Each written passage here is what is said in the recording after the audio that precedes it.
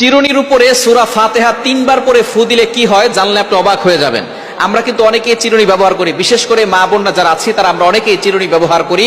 আবার অনেক মা বোনদের মাথায় অনেক সমস্যা থাকতে পারে, মাথা ব্যথা হয় এবং মাথার চুল উঠে যায়, চুলের গোড়া নরম হয়ে গেছে, চুল বারবার উঠে যায়।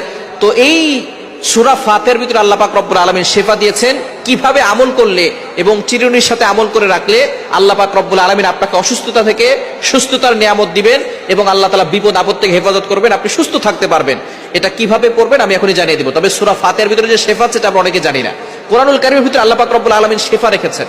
আল্লাহ পাক রব্বুল আলামিন নিজে বলে দিয়েছেন 15 নম্বর পারা 9 নম্বর পৃষ্ঠার 2 নম্বর লাইন, সূরা বনী ইসরাঈলের 82 নম্বর আয়াত আল্লাহ বলছেন, ওয়ানুনাজ্জিলু মিনাল কুরআন মা হুয়া শিফাউ ওয়া রাহমাতুল লিল মুমিনিন। আমি আল্লাহ তাআলা মুমিনদের জন্য এই কোরআনটা রহমত হিসেবে শিফা স্বরূপ নাজিল করে দিয়েছি। সুবহানাল্লাহ বিহামদি। সুতরাং কোরআনের ভিতরে শিফা আছে, আর এই সূরা ফাতিহার ভিতরে শিফা আছে। নবী সাল্লাল্লাহু আলাইহি ওয়াসাল্লাম নিজে বলে দিয়েছেন। সূরা ফাতিহাকে বলা হয় আয়াতুশ শিফা, অর্থাৎ শিফা।